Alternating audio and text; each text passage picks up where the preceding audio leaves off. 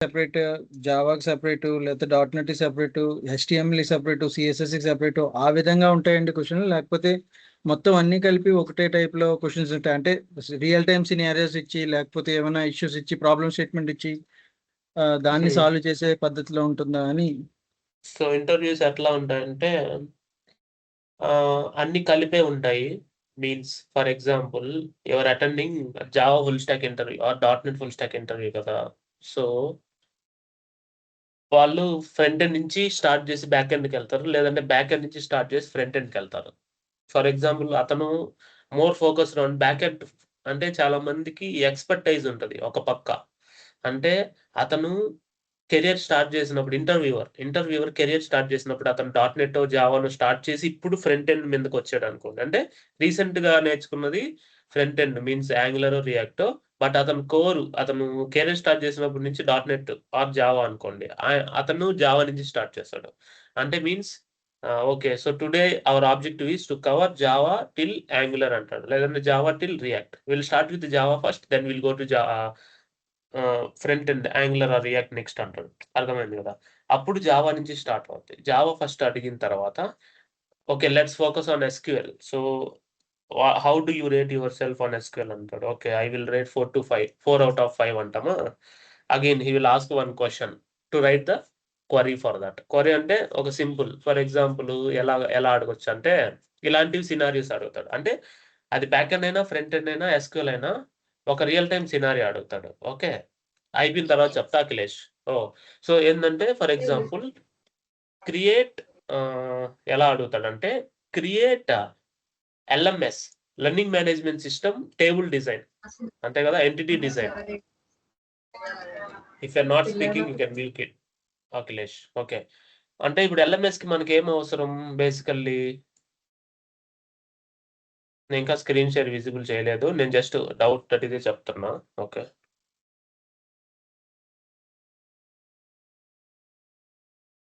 So that is fine. Okay so ఇప్పుడు SQL లో question ఎలా ఉంటుంది, real time scenario. Find second largest salary from N employee table, అదొకటి అడుగుతాడు. ఇంకొకటి ఎలా అడుగుతాడు, find employee with highest salary for every department, ఇలా అడుగుతాడు. ఇంకొక రియల్ టైమ్ సినారియో ఎలా అడుగుతాడంటే SQL లో ఇవన్నీ అడిగేవే, ఇవి ఖచ్చితంగా అడుగుతాడు, ఇవే వీటిల్లోనే అడుగుతాడు కూడా. తర్వాత ఇంకొకటి LMS డిజైన్ చేయమంటాడు. LMS అంటే ఒక ఫ్యాకల్టీ మల్టిపుల్ కోర్సెస్ టీచ్ చేయాలి, అగైన్ ఒక స్టూడెంట్ మల్టిపుల్ కోర్సులో ఎన్రోల్ అవ్వాలి, అంతే కదా. This is the design. ఇవన్నీ మీకు SQL వచ్చినప్పుడు వస్తాయి, బట్ స్టిల్ ఇలా అడుగుతాడు అనమాట. ఇంకా జావాకి వచ్చేసేసరికి వాడేమంటాడు, జావాలో మనకు ఊప్స్ దగ్గర నుంచి తర్వాత డిజైన్ ప్యాటర్న్స్ వరకు సాలిడ్ ప్రిన్సిపల్స్ అన్ని అడిగిన తర్వాత ఇవన్నీ మీకు జావా వచ్చినప్పుడు వస్తాయి, బట్ అడిగిన డౌట్‌కి చెప్తున్నా. తర్వాత అప్లికేషన్ డెవలప్‌మెంట్ మీద క్వెషన్‌లు అడుగుతారు. అంటే కొన్ని scenario based questions. So I want to design A LMS only in Java, how you design the classes, got it. Classes objects ఎలా డిజైన్ చేస్తావు అని అడుగుతాడు. ఇలాంటి సినారియోస్ అడుగుతాడు. ఇలాంటి సినారియోస్‌కి ఎక్స్‌పీరియన్స్ వాళ్ళకి అడుగుతారు కానీ ఫ్రెషర్స్‌కి ఇంత సినారియోస్ అడగడు. But they will ask you one coding question for the freshers. ఎక్స్‌పీరియన్స్‌కి ఇలాంటి సినారియోస్ ఉంటాయి, బట్ ఫ్రెషర్స్‌కి ఇలాంటి సినారియోస్ ఉండవు. ఇంకా ఫ్రంట్ సార్ ఎండ్‌కి వచ్చేసరికి చెప్పమ్మా. ఒకవేళ కోడ్ మామూలుగా స్క్రీన్ మీద స్క్రీన్ షేర్ చేసి రాయమనకుండా కోడ్ మనం ఎక్స్ప్లెయిన్ చేయమంటే మనం హ్మ్. ఎలా కన్స్ట్రక్టివ్ గా ఎక్స్ప్లెయిన్ చేయాలి సార్? అంటే ఇప్పుడు హ్మ్. ప్రింట్, లేకపోతే ఫర్ లూప్ కానీ వైల్ లూప్ కానీ ఇలాంటివి మనం అవునవును. చెప్తున్నప్పుడు అవి మనం అవునవును. కన్స్ట్రక్టివ్ వేగా, అంటే మనం చదువుతున్నట్టు కోడ్ చదువుతున్నట్టు కాకుండా వాళ్ళకి అర్థమయ్యే అవును. విధంగా ఈ విధంగా మనం కన్స్ట్రక్టివ్ వేగా చెప్పాలనేది. సో అది ఈరోజు చెప్తా ఇంటర్వ్యూ క్వెషన్స్‌లో. ఓకేనా? అది గుర్తుపెట్టుకో, గుర్తు చేయి నాకు. ఇంటర్వ్యూ క్వెషన్స్‌లో జావా స్క్రిప్ట్‌లో వస్తది కదా, HTML, CSS, Java script, type script. అక్కడ కోడింగ్ వస్తది కదా, 1 or 2 కోడింగ్ ఓకే, క్వెషన్స్ అక్కడ సరే, చెప్పేస్తా. సరేనా? Sure sure. యాక్చువల్‌గా ఇప్పటి వరకు ఏందంటే మీకు రియల్ కోడింగ్ చేయలేదు కదా back end.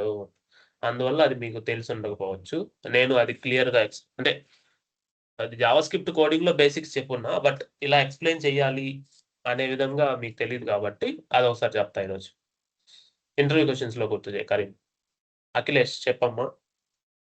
What's your doubt? Akhilesh, you raise the hand. Do you have any doubts?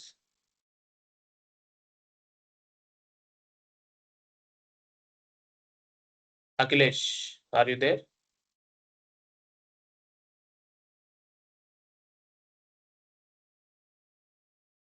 Hello, Akhilesh, are you there? Hello. Okay, maybe me system stuck అయి ఉంటది. I'm just removing you. You can try to rejoin, okay? Okay. So next person, any doubts? అంటే meeting లో join అయ్యి phone పక్కన పెడితే నేను remove చేస్తాను meeting నుంచి, so that they will rejoin అనమాట.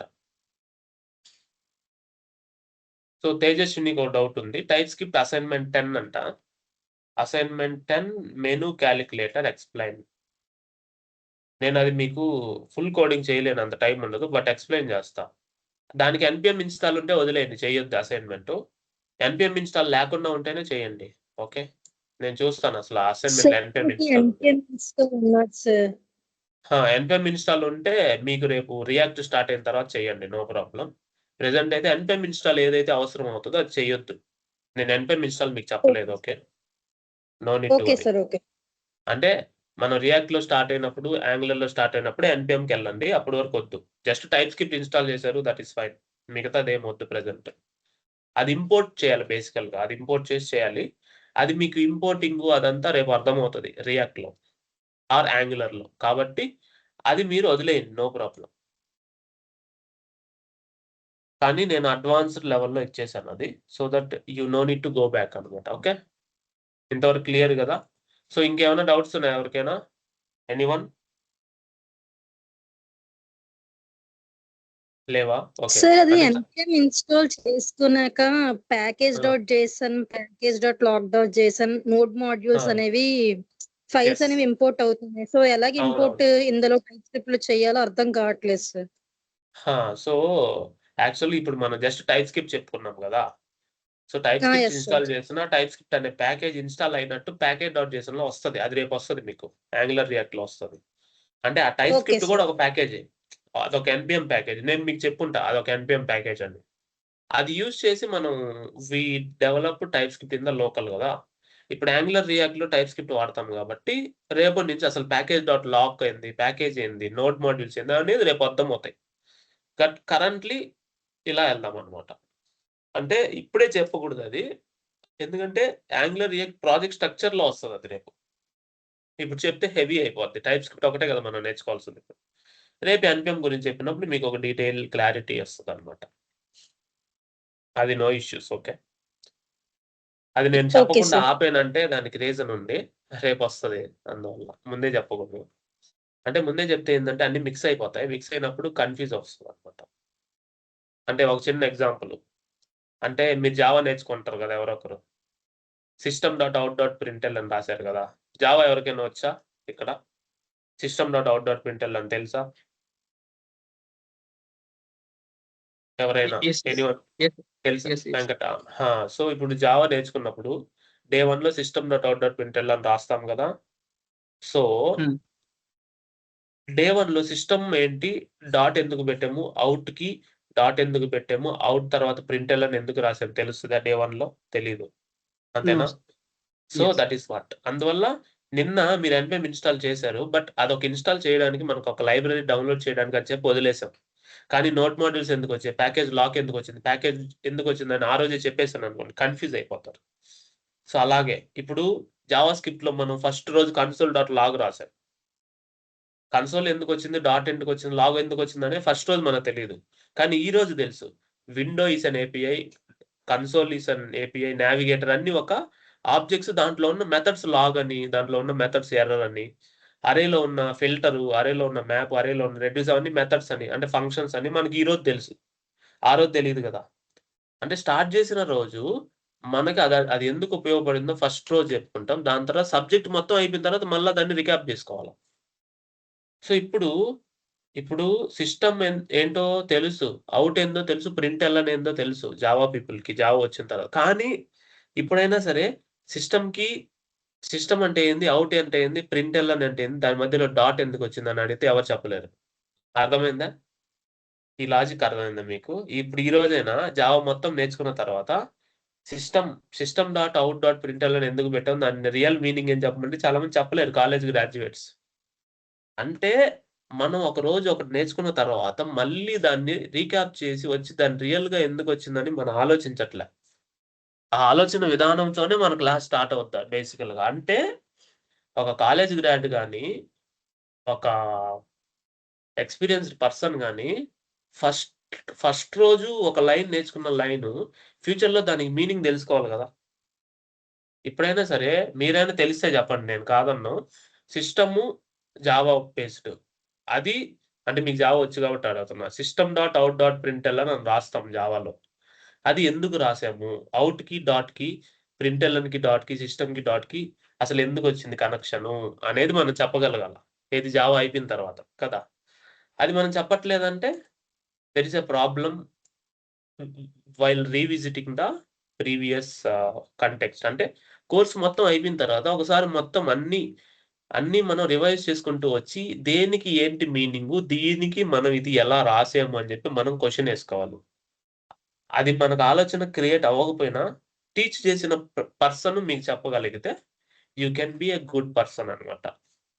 లేదంటే ఇంటర్వ్యూ ప్రిపరేషన్ డిఫికల్ట్ అవుతుంది. ఓకే, సరే ఇది పక్కన పెట్టి ఇంటర్వ్యూ స్టార్ట్ చేద్దాం. సో లక్ష్మీప్రియ క్వశ్చన్ అడిగింది, Ellala Lakshmipriya. So sir coding రాదు ప్రెసెంట్, ఇప్పుడు ఫ్రెషర్ గా స్టార్ట్ చేసి నేర్చుకోవచ్చా? No problem. మీరు ఫైనల్ అదేలే, మీరు పాస్డ్ అవుట్ కదా, నేర్చుకోమ్మా. .NET ఫుల్ స్టాక్ నేర్చుకో, పాస్డ్ అవుట్ కాబట్టి ఏం కాదు. డే 1 నుంచి స్టార్ట్ చేయండి. ఈ రోజే ఫస్ట్ మాకు తెలిసింది, నాకు ఫ్లో అర్థం అవుతుందా సార్? మీరు ఎప్పుడైనా ఇబ్బంది ఏం లేదు. డే 1 నుంచి స్టార్ట్ చేయమా, మిడిల్లో జాయిన్ అవ్వద్దు. అంటే లైవ్ క్లాసెస్ జాయిన్ అవ్వు every Sunday, no issues. Doubts ఉంటే అడగొచ్చు. డే 1 నుంచి స్టార్ట్ చేయి. రోజు బాను డే 1 తెలుసు కదా, సేనక్ 360 కోర్సెస్కి వెళ్ళి మీకు ఏది కావాలంటే మీ లెవెల్ ఆఫ్, అంటే మీరు ఇప్పుడు థర్డ్ ఇయర్ అయితే Java full stock, .NET full stock తీసుకోవచ్చు.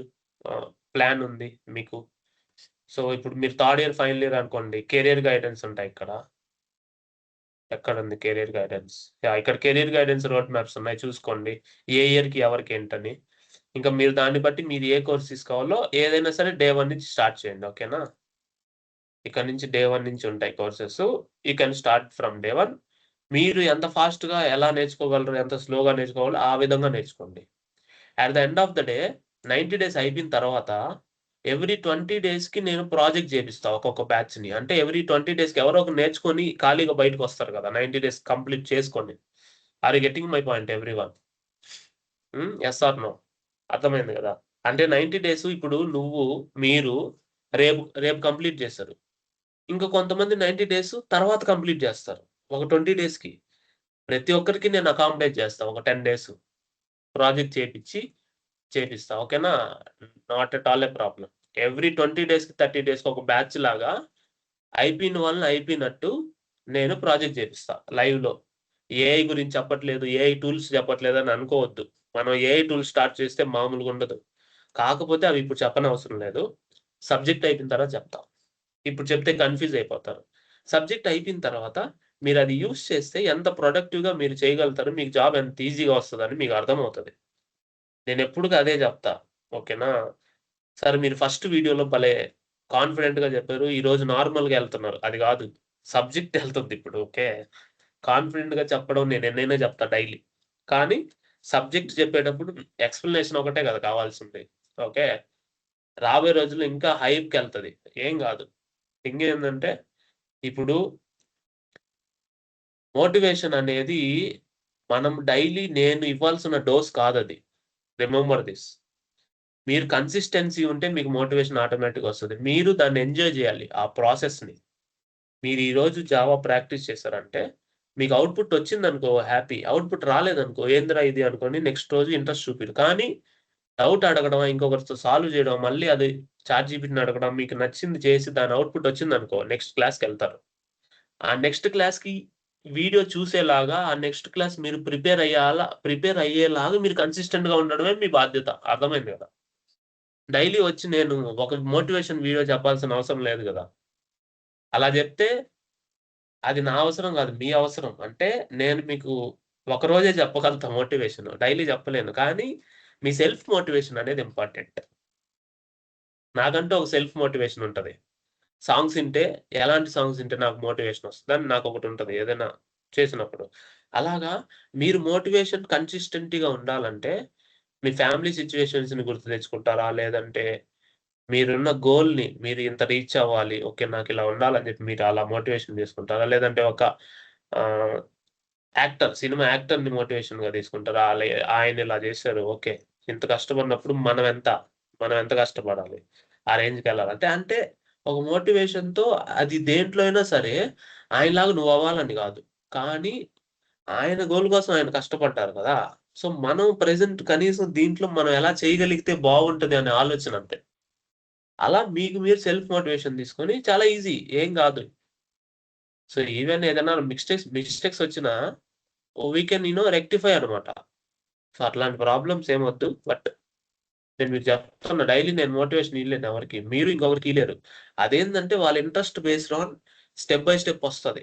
వాళ్ళ అవసరాల్ని తీర్చుకునే దానికి వాళ్ళ ఇంట్రెస్టు, వాళ్ళ కాన్‌ఫ్లిక్ట్స్, తర్వాత వాళ్ళ డీమోటివేషన్స్ అన్నీ కలిపి దాని మోటివేషన్ నుంచి మనం ఎలిమినేట్ జేయాల. అట్లా వాళ్ళకి అలా డిజైన్ అవ్వాలి. కొంతమంది పార్ట్ టైమ్ చేస్తూ చేసుకుంటుంటారు. ఇంకేదేదో చేస్తుంటారు. అది వాళ్ళ అవసరం. దాంట్లో వాళ్ళకున్న టైంలో వాళ్ళని ప్రొడక్టివిటీ అంటే ఏం లేదు. నువ్వు ప్రతి సెకండ్‌ని time is money. Okay.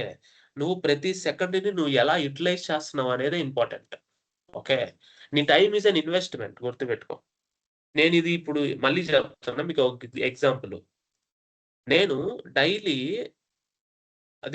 Instagram reel edit చేయడానికి ఒక హాఫ్ అన్ అవరు, షూటింగ్ జేసి అంతా దాన్ని అప్‌లోడ్ చేసేదానికి ఇంకొక హాఫ్ అన్ అవర్, 1 అవర్ ఏసుకో. 1 ½ అవర్.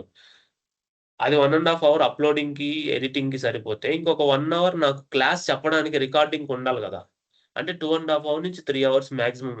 అంటే నా టైమ్ ఇన్వెస్ట్‌మెంట్‌లో ఎళ్తుంది. దేంట్లో? సోషల్ మీడియాకి. Social media in the sense ఈ ట్రైనింగ్స్‌కి అన్నిటికి. ఆ 3 అవర్స్ తీసేస్తే, నా జాబ్ గాని, నా పర్సనల్ యాక్టివిటీస్ గాని ఉన్నాయి గదా! రైట్. కరెక్ట్. దాంతో పాటు నేను అంతవరకే చెప్పగలుగుతున్నా. నేను ఇంకొక వీడియో యాడ్ చేయాలంటే రేపటి నుంచి మండే నుంచి మీరు అర్థం చేసుకోండి. రియాక్ట్ యాంగులర్ బోత్ 2 వీడియోస్ ఒస్తాయి. అంటే 2 వీడియోస్‌కి 2 అవర్స్ మినిమమ్ పడతది. ఆ 2 అవర్స్ మినిమమ్ రికార్డింగ్‌కే పోతే, దానికి మెటీరియల్ ప్రిపేర్ చేయడానికి, సిలబస్ ప్రిపేర్ చేయడానికి నేను ఈ రోజే చేయాలా. అంటే మండే టు ఫ్రైడే చెప్పే క్లాసెస్‌కి మెటీరియల్, సిలబస్ ఈరోజు ప్రిపేర్ అయిపోయి ఉండాలి. లేదంటే నేను చెప్పడం కష్టం లైవ్‌లో. అంటే నేను ఎతుక్కోవాలి సిలబస్. నా కాడ ఆల్రెడీ ఉంది. నేను ప్రిపేర్ చేసుంటాలెండి గానీ, అంటే నెక్స్ట్ 5 డేస్‌కి 5/2 అంతే కదా! 10 అవర్స్‌కి సంబంధించిన మెటీరియల్లు, రికార్డింగ్ నేను ముందే జేసి పెట్టాలి. అంటే పొరపాటున నేను ఈరోజు ఏదైనా ఫంక్షన్‌కో లేదంటే ఆహ్, ఇంకేదైనా ఈవెంట్‌కో లేదంటే నాకు బుర్ర బాలేదని జెప్పి నేను బైకేసుకొని ఎళ్ళిపోవడమో ఏదైనా చేశాననుకోండి నెక్స్ట్ వీక్ ఏమైపోద్ది?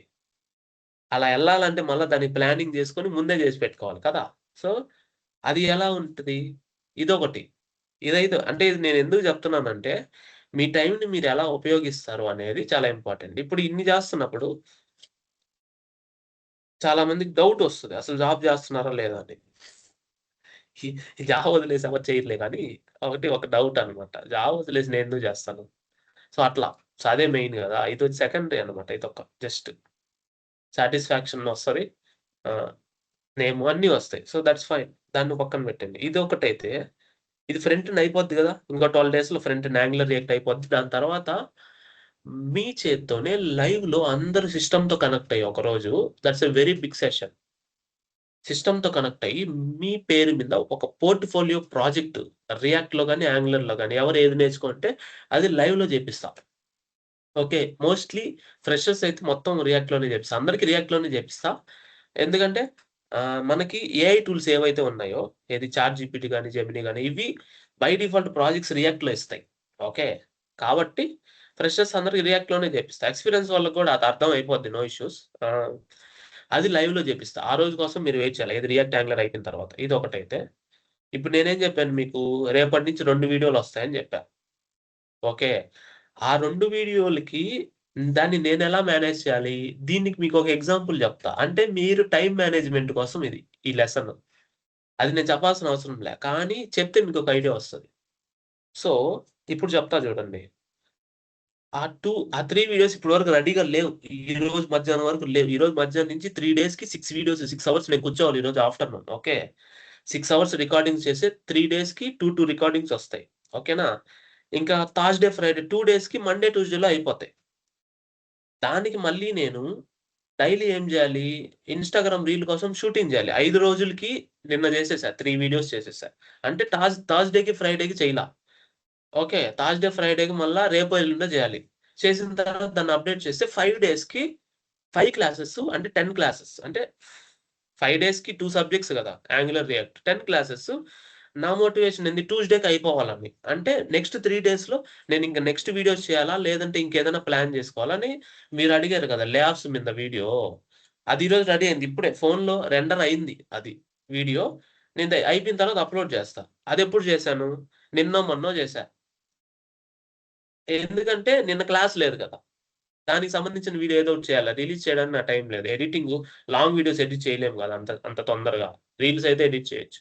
అంటే టైం సెట్ చేసుకోవాలి. అంటే నెక్స్ట్ వీక్ నీకు ఏదైనా ప్లాన్ ఉంది, నీకు బ్రేక్ అవుతుంది అని అనుకుంటే you want to make it pre planned. ఆ వీడియో రిలీజ్ చేసి దాన్ని షెడ్యూల్ చేసేస్తా. రేపు ఈవినింగ్ 6కి రిలీజ్ షెడ్యూల్ అయిపోద్ది. ఆ వీడియోకి ఇన్స్టాగ్రామ్ రీల్ కూడా రేపు సాయంత్రం 5:55కే షెడ్యూల్ అయిపోద్ది. అంటే ఇది ముందు రిలీజ్ అయ్యి ఇంకొక 5 minutes అది రిలీజ్ అవుతుంది. ఆటోమేటిక్గా జరిగిపోద్ది. అంటే నేను అవైలబుల్ లేను అనుకుంటే. సో ఎవరైనా అలాగే చేయాలి. It's a consistency. ఒకవేళ నేను ఈ రోజు బయటికి వెళ్ళిపోయేసి సిలబస్ లేదంటే రేపు చెప్పలేను కదా. అంటే నా నా ఫ్లో మిస్ అవ్వకుండా ఉండాలంటే నేనేం చేస్తున్నాను అనేది చాలా ఇంపార్టెంట్. అలాగే మీరు కూడా మీ ఫ్లో మిస్ అవ్వకుండా ఉండాలంటే మీరేం చేస్తున్నారు. Got it. అది మీరు ఎక్కడైనా ఉండండి. కొండల్లో, కోణంలో అయినా ఉండనండి. ఇప్పుడు మీరు ఏదైనా ట్రిప్‌కి వెళ్తారు. అక్కడ ఇంటర్నెట్ పనిచేయదంటే గూగుల్ మ్యాప్స్ ఆఫ్‌లైన్‌లో డౌన్‌లోడ్ చేసుకుంటారా లేదా? ఓకే, ఎక్కడ ఉండదంటే ఫర్ ఎగ్జాంపుల్ వెస్టర్న్ ఘాట్స్‌లో ఉండదు. కేరళ సైడ్ గాని, ఇంకేదైనా కర్ణాటక బోర్డర్స్‌లో మనకి వెస్టర్న్ ఘాట్స్ ఉన్నాయి గదా, చిక్మంగళూరు గాని, ఈ సైడ్ ఎళ్తే నీకు నెట్ ఉండదు సరిగా. గూగుల్ మ్యాప్స్ పనిచేయదు. అంటే ఆఫ్‌లైన్ మ్యాప్ డౌన్‌లోడ్ చేసుకోవాలి ముందే. అంటే ఇప్పుడు మనం అది మిస్ అవుతుంది లేదంటే మన ఫ్లో మిస్ అవుతుంది అంటే, మనం ముందుగా దానికి ప్రిపేర్డ్‌గా ఏమున్నాము అనేది. అది మీరు డైలీ నేర్చుకునేదైనా సరే, మీరు డైలీ చేసే అసైన్‌మెంట్ అయినా సరే, మీ డైలీ యాక్టివిటీ అయినా సరే. What it. అలాగా మీరు ప్లాన్ చేసుకోండి అంతే. Let's start. ఓకే. ఎవరికైనా డౌట్స్ ఉన్నాయా? ఇంటర్వ్యూ క్వెషన్స్ నా స్టైల్‌లో ఎలా చెప్పాలో చూద్దామా?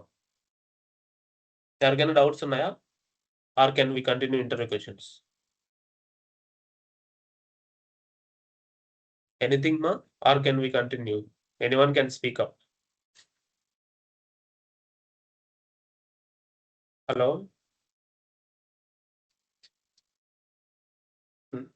కంటిన్యూ అన్నా.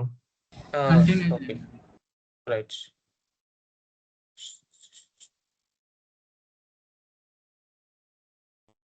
ఇంటర్వ్యూ క్వెషన్స్ ఇక్కడ ఉన్నాయా మనకి? JavaScript. Okay, fine. నేను డౌన్‌లోడ్ చేస్తున్నా ఇంటర్వ్యూ క్వెషన్స్. అంటే మీరు చెప్పే విధానంలో you have the knowledge are not అని నేను కనిపెట్టేస్తా. అది నేనైనా సరే, ఒక ఇంటర్వ్యూవర్ ఎక్స్‌పీరియన్స్ ఉన్న ఇంటర్వ్యూస్ అయినా కనిపెట్టేస్తాం అంతే. ఓకే. దీంట్లో ఇదొకటి. దీంతో ఇంకోటన్నా, పాటు చెప్పండి. ఈ నార్మల్‌గా స్టడీ చేస్తూ జాబ్ చేస్తారు కదా, వాళ్ళకి ఎలా ఇంటర్వ్యూలో చెప్పాలో కూడా ఒకసారి చెప్పండి అన్న. ఖచ్చితంగా. థాంక్స్ అన్న. జీవితంలో అన్నీ పాజిబుల్. కానీ దాన్ని మనం ఎలా మేనేజ్ చేసుకోవడం ఇంపార్టెంట్. ఎందుకంటే నేను జాబ్ చేస్తూ చదువుకున్నోడినే. అదే పార్ట్ టైమ్ చేసుకుంటూ చదువుకున్నోడినే కదా. So that I will tell you more, no issues. Okay.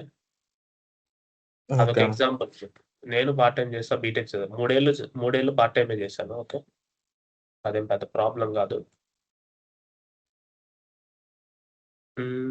ఎక్కడో రాసాను. ఇదే అనుకుంటా. That is fine. సో ఇంకా ఉంటాయి ఇంటర్వ్యూ క్వెషన్స్. సో నేనేం చెప్తానంటే అసలు దీన్ని ఓపెన్ చేయొద్దు. నేను ఓపెన్ చేయను. ఎందుకు ఓపెన్ చేయను అని మీకు అర్థమయ్యేలా చెప్తా. Open Amazon. నేను ఒక వెబ్‌సైట్‌ని చూసి నేను ఇంటర్వ్యూ క్వెషన్స్ ప్రిపేర్ చేస్తా. ఓకేనా? సీ ద థింగ్ ఏందంటే what are the basic tags in HTML. Okay. ఇది హెచ్‌టీఎంఎల్ పేజే కదా. దీంట్లో బేసిక్ ట్యాగ్స్ ఏంటి?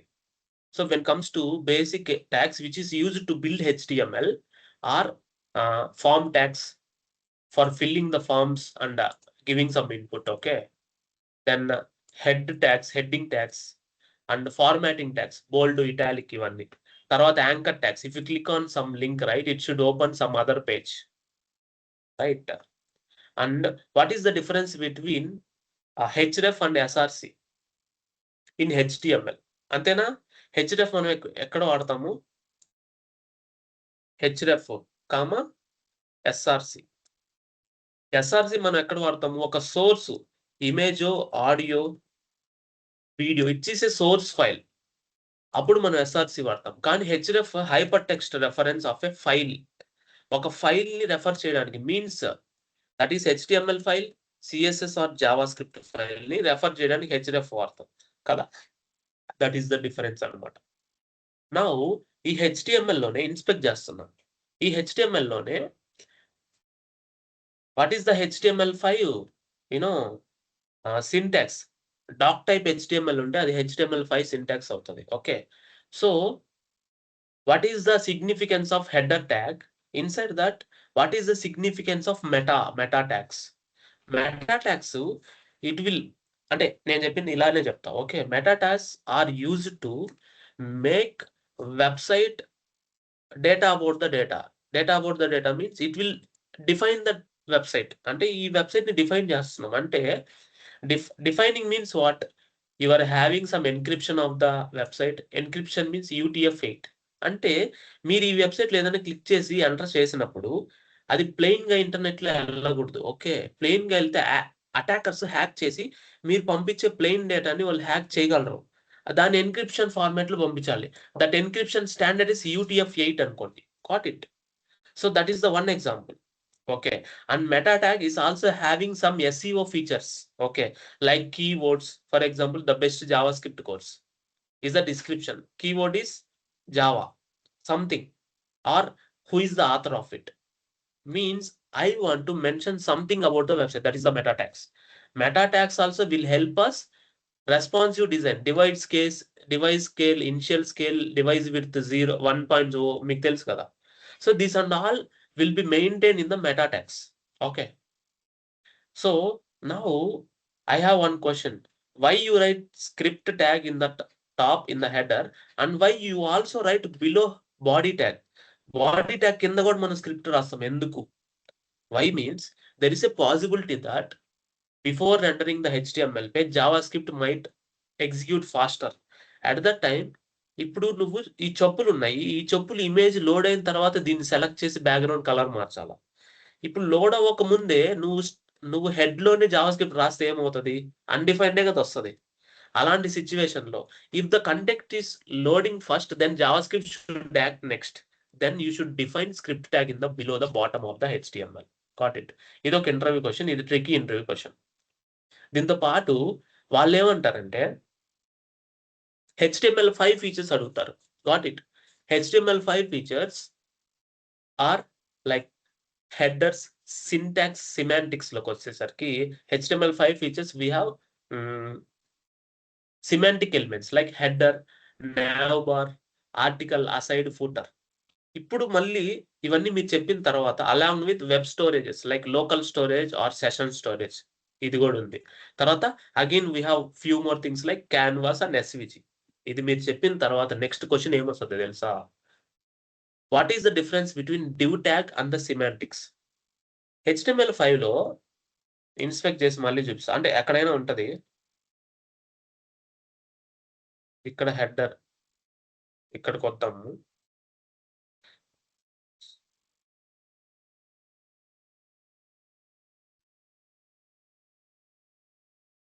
ఇక్కడ nav bar, ఇక్కడ డివిజనే వాడున్నారు. వీళ్ళైతే డివిజనే వాడున్నారు. దీని లోపల ఇంకేమైనా వాడారేమో చూద్దాం.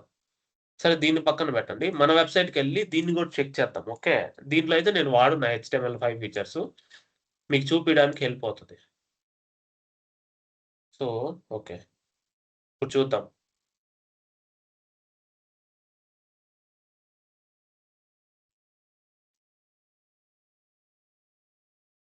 ఇదిగోండి, ఇక్కడ nav ట్యాగ్ వాడానా.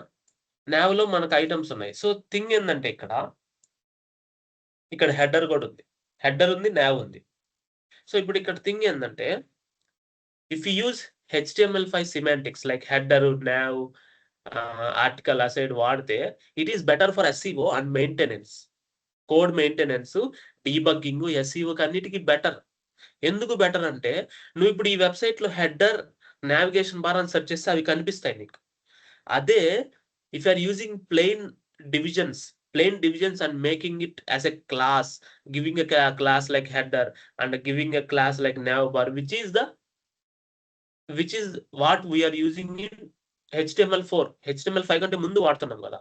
అప్పుడు ఏమవుతుందంటే ఈ SEO ఆపరేషన్స్ కానీ కరెక్ట్ గా అంటే ఆ నేమ్ మెన్షన్ చేస్తుంది దట్ ఈస్ ఫర్ నావిగేషన్ అని.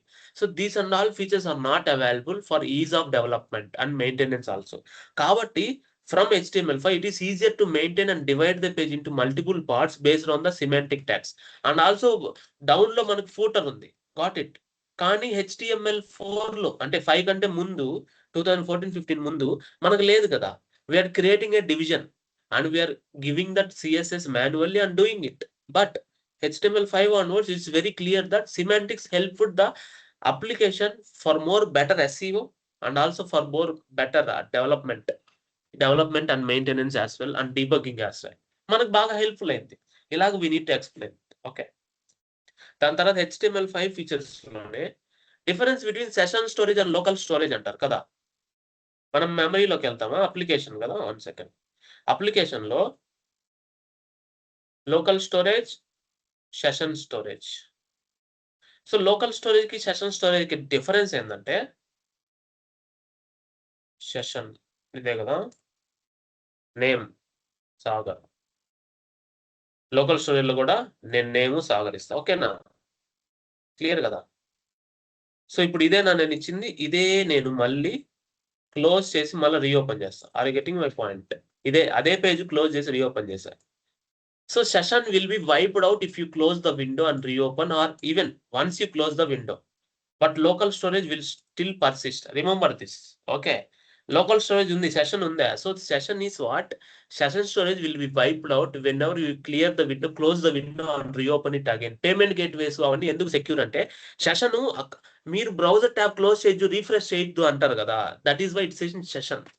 అప్పుడు మళ్ళీ పేమెంట్ ఫెయిల్ అవుతుంది. What it, that is one of the biggest example. Local storage అంటే మీరు పేజ్ రీఫ్రెష్ చేసినా సరే మీరు లాగిన్ అయి ఉంటే మళ్ళీ ఇదే ఓపెన్ అవ్వాలి కదా. మీన్స్ జీమెయిల్ అప్లికేషన్ కానీ మీరు ఇంకేదైనా వెబ్సైట్ లాగిన్ అయ్యారు అనుకోండి, అది లోకల్ స్టోరేజ్ ఎగ్జాంపుల్. అంటే మీరు లాగౌట్ అయ్యేంత వరకు మీరు ఎన్నిసార్లు రిఫ్రెష్ చేసినా అది అలానే ఉంటుంది. That is a kind of local storage. Got it. అంటే మీరు మాన్యువల్ గా లాగౌట్ అయ్యేంత వరకు అది అలానే ఉంటుంది. జీమెయిల్ అంతే కదా. So that is the difference between local storage and session storage అని చెప్పాలి. అంటే you want to explain in such a way, దాని రియల్ మీనింగ్ వచ్చేలాగా మీరు ఎక్స్ప్లెయిన్ చేయాలా. ఇప్పుడు మళ్ళీ రిపీట్ చేస్తా చూడండి. See, session storage will be cleared up on the window based or the window tab. If you close or refresh, right, it will clear. But in local storage it will be permanent in the sense till you log out manually or till you clear up manually it will be wiped out, but till time it will still exist. ఇలానే చెప్పాలా. అంటే ఇలా చెప్పగలిగితే you have the confidence and you have the things. చెప్పేటప్పుడు కూడా మీ confidence ఎలా ఉండాలి, ఆ విధంగా ఉండాలి. సో దెన్ ఇంటర్వ్యూవర్ కి కాన్ఫిడెన్స్ వస్తుంది నిన్ను ఇంటర్వ్యూ చేసేవాడికి. Okay is good person. అప్పుడు వాడేం అడుగుతాడు, నెక్స్ట్ క్వశ్చన్ అడుగుతాడు. ఎలాగా, ఈ HTML5 ఫీచర్స్ లోనే what is the difference between SVG and canvas. Are you getting my point? Canvas is JavaScript based and XML based. So canvas is a little bit difficult if you want to draw with JavaScript based 2D diagrams and everything. Instead of that, SVG solved that problem without using JavaScript. We have path and we have XML based that will be modifiable in the HTML code itself. Kada మనం already SVG elements already edit చేస్తున్నాం చాలా వరకు. So that will be very simpler than writing JavaScript code and executing again for the canvas. Canvas JavaScript తో చేసిన 2D draw 2D అని చెప్పి మనం చేస్తుంటాం. ఆ ఎగ్జాంపుల్ మీరు చెప్పగలిగితే it will be very better. So then he will be good. Okay, దాని తర్వాత ఇంకా HTML ఏం అడుగుతాడు, దాని తర్వాత బేసిక్ ట్యాగ్స్ అన్ని మీరు చెప్పగలడు. What is the difference between ordered and unordered అని ఎవడు అడగడు మాక్సిమం, ఎందుకంటే అది చాలా చిన్న question. Ordered means it will be having numbering, unordered means it is having the bullet points. Okay, ఇక్కడ ఏం అడుగుతారంటే now if I have an anchor tag, I want to open the link in the new window instead of the same window. నేను ఇప్పుడు click చేసినప్పుడు YouTube అనేది next విండోకి వెళ్ళింది, ఈ విండో రీలోడ్ అవ్వాలా. Are getting my point? That is target equal to blank. దానిలో target attribute blank పెడితే నెక్స్ట్ విండో ఓపెన్ అవుతుంది, అంటే బ్లాంక్ విండో నుంచి కొత్త విండో ఓపెన్ అవుతుంది. అదే టార్గెట్ ఈక్వల్ టు సెల్ఫ్ పెట్టాను అనుకోండి,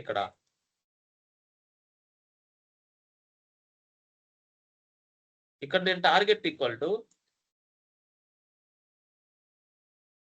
ఇదే కదా link,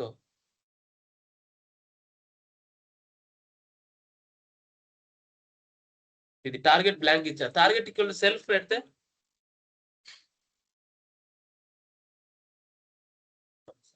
I will close this. Target equal to self ఇచ్చాను అనుకోండి, అంటే ఇదే ట్యాబ్ లో రీలోడ్ అవుతుంది అనమాట. అంటే ఇప్పుడు మనం చేంజ్ చేస్తే అవ్వదు, ఎందుకంటే వెబ్సైట్ ఆల్రెడీ రన్నింగ్ లో ఉంది, లోకల్లో మనం రన్ చేయట్లేదు కాబట్టి. ఓకే, ఫార్మ్స్ లో ఇక్కడ మీరు ఇన్పుట్స్ ఏది ఇచ్చినా రాయగలుగుతారు. డిసేబుల్డ్ కి ఎలా రాయాలి, you want to disable a button. ఇప్పుడు ఒక సినారియో క్వశ్చన్ ఉంది ఇక్కడ, you want to disable a button, login button till login కానీ సైన్ అప్ కానీ till the user filled correct mobile number. అంటే ఏం చేయాలి, మీరు మొబైల్ నెంబర్ ఎంటర్ చేసిన తర్వాత now you want explain. Okay, when the user enter mobile number on change of the event of the JavaScript, I want to check the length of the mobile number and regular expression. Check the validation of the mobile number. It should be minimum length 10 and it should not have 0 before the number, everything. Then I will check the input get element by ID, check dot disabled equal to true. If it is checking the validations are successful, every time whenever he change the value, on change function will trigger in the JavaScript. Then we will automatically make it disabled equal to false. Got it? ఆ విధంగా మనం చెప్పొచ్చు అనమాట. HTML tables మీరు చేసేస్తారు. What is iframe? Using iframes, we can able to embed another website in the current window or in the current document or in the current HTML. Iframes will be helpful in such way. So ఇంకా maximum ఇంతటితో అయిపోద్ది. HTML లో ఇంకా వీటి మించి అడగడానికి ఏం ఉండదు, మిగతావన్నీ మీరు చెప్పేస్తారు. Input search fields number, so ఇవన్నీ మీరు చెప్పేస్తారు. సో దాంట్లో పెద్ద ప్రాబ్లం ఏముండదు. ఇప్పుడు సిఎస్ఎస్ కొత్త. What is the difference between inline, internal and external style sheet? Okay, inline means will be writing CSS in the style tag. Means మీరు ఇలానే చెప్పుకోండి, no problem. Means if I write CSS in the style tag, if the same CSS I want to reuse, got it, then it will be difficult. For example, there are three paragraphs. I want to use the same CSS in the 3 paragraphs. I cannot use inline, so that I will put in the internal, in the style tag, and I can able to use the using it by class name. That will be better approach. That is the internal style sheet. But I don't want to take the overhead of putting in the same file, so that I will segregate into different CSS, that is external style sheet. Means so that other CSS files globally in the application, there might be 10 or 20 files or 30 files, .html files. Every file might have the same kind of similar kind of paragraphs, paragraph font and everything. I can reuse it using .external.css file and I can link it. అర్థమైందా? అలాగా మీరు చెప్తే చాలా బాగుంటది. ఈ video record అవుతుంది కాబట్టి, got it, you can understand, you can revisit this.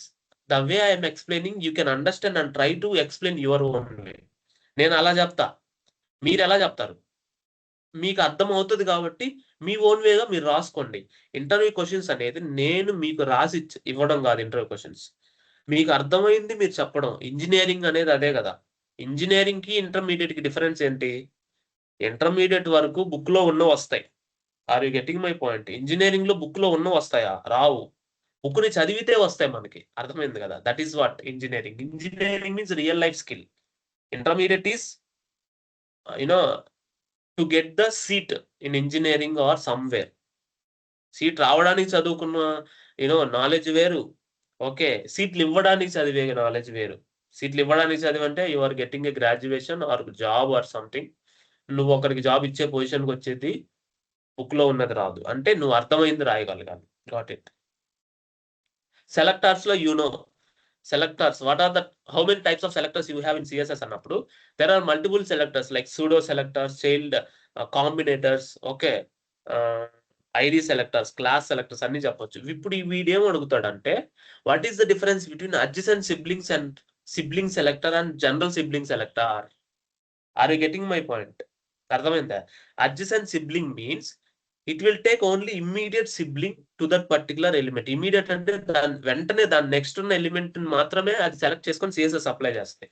General sibling అంటే wear ever that is having the immediate element. అంటే నువ్వు దేనికి సిబ్లింగ్ వేస్తున్నావు. For example if I'm adding sibling for paragraph division means there is a division of after every paragraph, then it will become sibling. Got it? అంటే paragraph పక్కన ఎక్కడైనా సరే division ఉంది అంటే దానికి ప్యారలల్ గా, దాని లోపల కాదు. సో అలా ప్రతి ఒక్కటి సెలెక్ట్ అవుతుంది అని అర్థం. Got it? Then it will become general sibling selector. Adjacent sibling means దాని పక్కన ఇమ్మీడియట్ గా ఉన్నది. జనరల్ సిబ్లింగ్ మీన్స్ దాంతో పాటు ప్యారలల్ గా ఎన్ని ఉన్నా అన్ని. So we want explain this way. అవి మీరు ఇంగ్లీష్ లో చెప్పగలగాలి. Got it?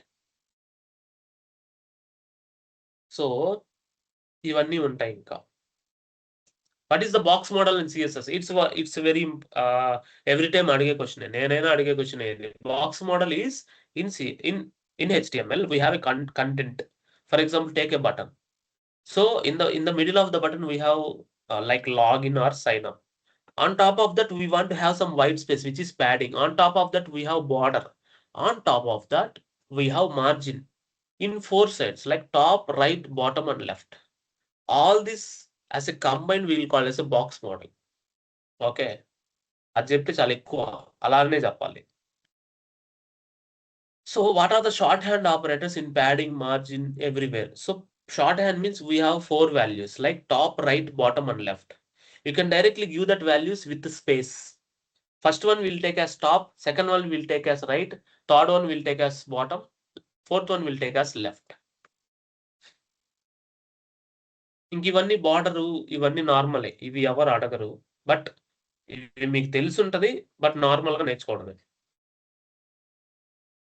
So what is difference between overflow, auto overflow, scroll?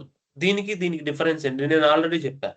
Overflow scroll means even though there is no overflow in the division or a paragraph, it will automatically get the skeleton of the scrolling position.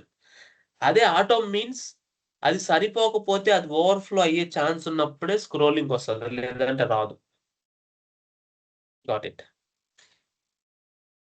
So now the next question is how you can able to design responsive design for a web application using CSS. First thing నువ్వేం చెప్పాలంటే as well. So here in CSS I use media queries to do develop responsive web applications. Means it will auto adjust for multiple screens. అప్పుడు వాడి question ఏముంటుంది తెలుసా? What is the size of the maximum size of a portable device, అంటే mobile కానీ tab కానీ. So maximum width will 768 pixel. What is the minimum width for laptops or the large screens? It will be 1024. Already మనకు తెలుసు. Okay, ఇలా మనం చెప్పాలి. Got it? And what are the ways you can able to apply CSS? Here I can use @media, minimum width, maximum width, and device screen width, horizontal and vertical orientation also I can use. Got it? అది కూడా ఉంది, మనం రాసున్నాం. This way I can able to apply CSS. Means after applying these conditions inside, I can use open brace and closed brace for a class and ID, so that will be applied in that particular responsive design sizes, minimum width, maximum width, whatever we given that. అలా చెప్పొచ్చు మనం. దీంట్లో ఉన్నాయి కాబట్టి మాడ్యూల్లో మీకు syntax తెలుస్తుంది. Okay, కానీ చెప్పే విధానం ఇలా ఉండాలి. నేను దీన్ని 10 సార్లు అయితే చెప్పలేను. దీన్ని మీరు 10 సార్లు చూడండి వీడియో కావాలంటే. మళ్ళీ డౌట్ ఉంటే మళ్ళీ పింక్ చేయండి. కానీ ఇలా చెప్పాను కాబట్టి ఇలా చెప్పాలని అర్థం. Got it?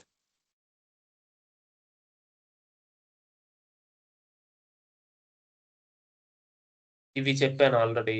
ఇవి 4 డిఫరెన్సెస్ నేర్చుకోమని. What is the difference between percentage and VH and VW? VH అంటే వ్యూ పోర్ట్, అంటే డివైస్ కి సంబంధించింది, గుర్తుపెట్టుకోండి. పర్సంటేజ్ అంటే ఆ వెబ్ పేజీకి సంబంధించింది. వెబ్ పేజ్ లో ఎంత సైజ్ ఉంది దాని ప్రకారం పర్సంటేజ్ ఉంటుంది. వెబ్ పేజ్ లో ఎంత స్పేస్ ఉంది. కానీ డివైస్ హైట్ ని బేస్ చేసుకొని వెళ్తే మీకు రెస్పాన్సివ్నెస్ కరెక్ట్ కాదు. డివైస్ విడ్త్ ప్రకారం ఆ పేజ్ లో ఉన్న ఎలిమెంట్ విడ్త్ వచ్చింది అనుకోండి, that is very good. So that is the difference between percentage and VH అంటే వ్యూ పోర్ట్ హైట్, విడబ్ల్యూ అంటే viewport width. Got it. So pseudo elements maximum ఎవరు అడగరు. What is selection and marker? Selection అంటే మీరు select చేసినప్పుడు ఇది ఏ colour లో ఉంది, వైట్ కలర్ లో ఉంది బ్యాక్గ్రౌండ్, అది టెక్స్ట్ బ్యాక్గ్రౌండ్ బ్లూ కలర్ లో ఉంది, that is the selection. Marker అంటే మీరు దాని మీద పాయింట్ చేసినప్పుడు, ఇలా పాయింట్ చేసినప్పుడు అది మార్కర్ ఎలా ఉండాలి అంటే ఏ కలర్ లో ఉండాలి, మీన్స్ కలర్ అంటే కాదు, ఏ ఐకాన్ రావాలి అని. అది అడగరు, బట్ నేను చెప్తున్నా అంతే. Now what is the difference between position absolute and static and relative? Explain difference between that. Absolute means from its previous element, it will be segregating from the hierarchy order or the order of the elements. It will attach to the window viewport from there. Got it. Previous element tarvate adi untadi. A previous element window viewport aina okay. Dan tarvata element nunchi adi separate ayipoddi. A order lo undadu. That will be separated from the DOM. Got it. But relative means it is aligned with previous on the next element. Got it. Means if it is getting margin 10, margin top 10, the next element also will move top 10. Got it. అంటే దీంతో పాటు next కూడా జరుగుతాయి. That is the relative to the previous and the current element. అది మీకు already చెప్పున్నా. ఏది మీరు ఇలానే చెప్పాలి, మీరు ఇంకోసారి ప్రాక్టీస్ చేస్తే మీకు ఇంకా అర్థమవుతుంది. ఆల్రెడీ ప్రాక్టీస్ చేస్తున్న వాళ్ళకి చెప్పగానే అర్థమైపోతుంది. అబ్సల్యూట్ అంటే అది. Fixed means even though if you scroll it will be there itself. Scroll చేసినా సరే, ఇప్పుడు నేను స్క్రోల్ చేశాను, ఇవన్నీ కదులుతున్నాయా? కదులుతున్నాయి. కానీ ఇప్పుడు స్క్రోల్ చేసినప్పుడు కదలకుండా ఉండేవేంటి? ఇప్పుడు నేను ఇది ఓపెన్ చేస్తాను, మీకు ఇక్కడ గమనించండి, ఇదంతా స్క్రోల్ చేసి కదులుతా ఉంది, కానీ వాట్సాప్ ఐకాన్ కదులుతుందా? That is fixed. Got it. అలా మనం అర్థం చేసుకోవాలి. Fixed is that. Got it.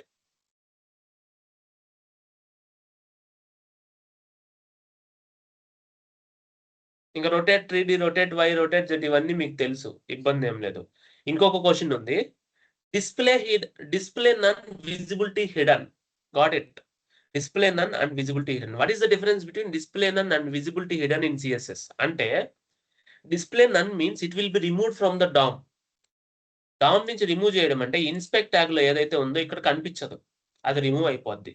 అదే విజిబిలిటీ నన్ అంటే ఇక్కడ మీకు కనిపిస్తుంటది, కానీ మీకు వెబ్ పేజ్ లో కనిపించదు అనమాట. అంటే వాయిడ్ స్పేస్ వస్తుంది అక్కడ. Got it. నేను మీకు ఒక ఎగ్జాంపుల్ చూపిస్తా. అది ఓకే, ఇది తీసుకుందాం, ఇదంతా తీసుకుందాం. ఓకే, దీంట్లో స్టైల్ ట్యాగ్ ఇస్తా. I will edit as HTML. Okay, style visibility. Are you getting my point? అక్కడ స్పేస్ ఉంది, ఆల్రెడీ ఎలిమెంట్ ఉంది, కానీ కనిపించట్లే. That is visibility hidden. Are you getting my point? అర్థమైపోయింది అందరికి? yes or no? It is occupying space. It is there here, but it is not visible. That is visibility hidden. అదే means దానికి ఏది optimise? ఇప్పుడు మీకు వద్దనుకుంటే తీసేయచ్చు. Okay, వద్దనుకుంటే తీసేయచ్చు. అప్పుడు మీరు విజిబిలిటీ హిడెన్ బదులు డిస్ప్లే నన్ పెడితే ఆ స్పేస్ మిగులుద్ది కదా. Display none. Are you getting my point? Remove అయిపోద్ది. That is what it is. నేను ఇక్కడ వాల్యూ కరెక్ట్గా ఇచ్చానా? ఒక్క నిమిషం, వాల్యూ కరెక్ట్గా ఇవ్వలేదు, అందువల్ల అది అలానే ఉంది. ఇప్పుడు రిమూవ్ అయిపోద్ది. చూడండి, 20 ఉందా లేదా? That is the difference between display none and visibility hidden. Are you getting my point? అందరికి అర్థమైందా ఈ కాన్సెప్ట్? ఇది ఖచ్చితంగా అడుగుతారు. Display none and visibility hidden అర్థమైందా? అలా అంటే మీరు ఇన్స్పెక్ట్ ఎలిమెంట్ ని బాగా వాడగలిగితే మీరు దీన్ని ఆడుకుంటారు. అది ఎప్పుడు వస్తుంది? ప్రాక్టీస్ మీద వస్తుంది. ఓకే, క్లియర్ కదా? చూడండి, అది మిస్ అయిపోయింది అక్కడ. 18, 19, 20 మిస్ అయిపోయింది. రిఫ్రెష్ చేస్తే వస్తుంది, అది వేరే విషయం. అలా. So now if you want to develop animations in CSS, what is the feature? You want to use keyframes, at the rate of keyframes, and you can use animation name, animation timing function, delay, ivanni ivochu. So that is what. Now what is the difference between flex and grid? So flex box grid. Flex is the 1-dimension layout, grid is the 2-dimension layout. If you want to go with as a 2-dimension responsive designs, then you can go with grid. Inside grid, we have rows and columns. We can use grid row, template rows and grid template columns, and we can define the size of every column and how many number of rows and what is the gap and white space between every row and column. Ala cheppochu. Flex means if you want to align items in the center or the starting of the page and I want to make it responsiveness, even though if it is overflowing in the given context, I can go with flex so that one dimension can be optimized and make it responsive for the different screen sizes so that it will go to the next line. Means got it. Ala manamu flex box ni చెప్పొచ్చు. And ఇప్పుడు మీకు ఇక్కడ question ఏంటంటే using flex box center the division align a division in center. అప్పుడు ఏమి ఇవ్వచ్చు, ఒక division ఇంకో డివిజన్ లో పెట్టి లేదంటే ఒక డివిజన్ ఇంకొక ఎలా అయినా ఒక డివిజన్ లోపల ఇంకో డివిజన్ పెట్టి ఆ పేరెంట్ డివిజన్ కి స్టైల్ డిస్ప్లే మనం ఏమి ఇస్తాం, display flex, justify content center, align item center ఇస్తే main axis cross axis both will align center. అది నేను ఆల్రెడీ దీనిలో ఇచ్చున్నాను, సెంటరింగ్ లో ఇచ్చున్నా కోడ్ ఉంటుంది చూడండి. ఓకేనా?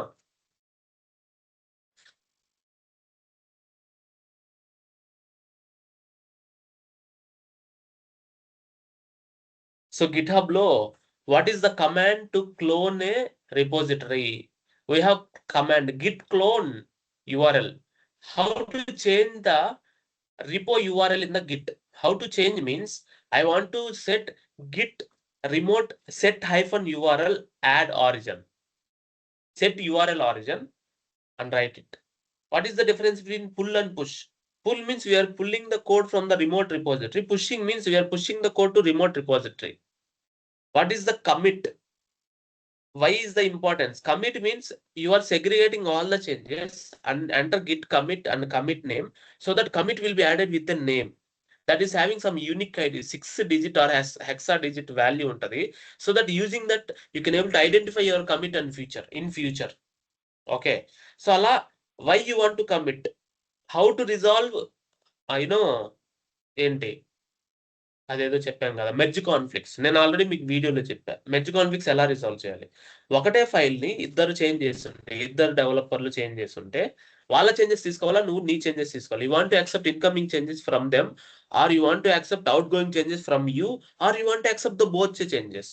Both developers should connect in the call and need to resolve it whether both should go or your changes should go or my changes should go. Then accept and recommit and push it. Then merge conflicts will be resolved. ఇది కూడా ఒక interview question. Got it. Java script లోకి వస్తే నేను already మీకు interview questions ఇచ్చాను. ఒక్కసారి open చేస్తాను.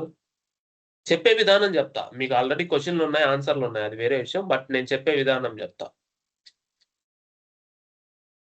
మళ్ళీ కూడా ఇంకేమైనా క్వశ్చన్ మిస్ అయితే చెప్తాను, కానీ అది వేరే విషయం.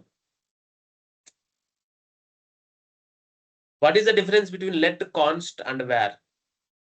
So let is local variable or block scoped. Const is also local variable or block scoped. And const cannot be redeclared or reassigned. But let we can reassign. That is the difference between let and const. But when it comes to var is the global window scope and it will be hoisted. Hoisted means even though it is declared somewhere in the file, it will be moved to the top scope. And it will be getting undefined and allocated with memory before executing line by line. Got it? But before executing line by line, let and const are not available. It is having unavailable. మీకు తెలుసు ఏది మనం debugging చేసేటప్పుడు కనిపించింది unavailable. నేను ఎందుకు debug చేశానంటే ఇవన్నీ మీకు తెలుస్తాయి కాబట్టి కదా, అన్అవైలబుల్ అని వస్తుంది. సో అలా మీరు చెప్పాలన్నమాట. What is hosting in JavaScript? That is the next question. Hosting is before executing line by line, all the global variables and functions will be allocated with memory in the browser memory area in the application tab. It will be allocated with memory, and after execution is started, till that particular point, all the variables who is not assigned value, right? It is just declared. Then it will be getting as undefined as value. Means undefined means allocated, but it is not defined any with value and assigned. That is hoisting. Then execution will start anta manam. Okay. What is shallow copy and deep copy? ఇవన్నీ నేను అడిగే క్వశ్చన్లు, నన్ను అడిగిన క్వశ్చన్లు, అందరినీ అడిగే క్వశ్చన్లు. ఓకే, యాజ్ ఎ ఫ్రెషర్గా ఇవన్నీ మీకు తెలియాలి. దాని తర్వాత shallow copy means if are assigning same variable or object to another object which is a reference. Object means reference type. Means the same memory location or memory address will be pointed to another variable also. It will be not creating the new memory location. Means the same two objects will be pointed to same memory location. So that's why if we change any value in both will be changed. That is shallow copy. Deep copy means when you are assigning an object to another new object with the same values, it is trying to create the new memory for that, so that both memories will be different. If you change anything, other will not reflect or other will not affect. So that is deep copy. How many ways you do deep copy? This is the next question. I can do json.parse of json.stringify. json.stringify చేసినప్పుడు object మొత్తం first string లా convert అవుతుంది. String అంటే ఏంది? Primitive type. ఆ primitive type ని మళ్ళీ Jason గా మారిస్తే ఆబ్జెక్ట్ అవుతుంది. అలా మారినప్పుడు కొత్త మెమరీ క్రియేట్ అవుతుంది. That is the first one. Or else structured clone. Structured clone is a JavaScript function. You can use that. You can this way you can able to create shallow copy of an object. What is the strict mode in JavaScript? Strict mode means when you put strict mode on top of the file, if you are using a variable without declaring it, if you are using a variable by declaring first as a number, again you are trying to access this as a string, then JavaScript will strictly not allow.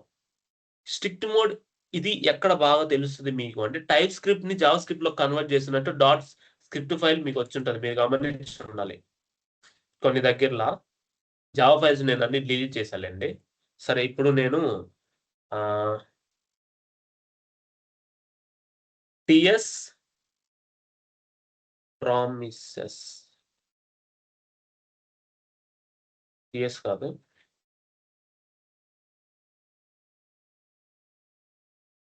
TSC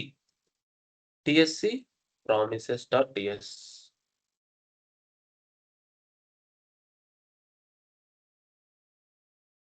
Okay, so IGNORE config అంటే config ignore చేస్తున్నా, present errors వస్తున్నాయి.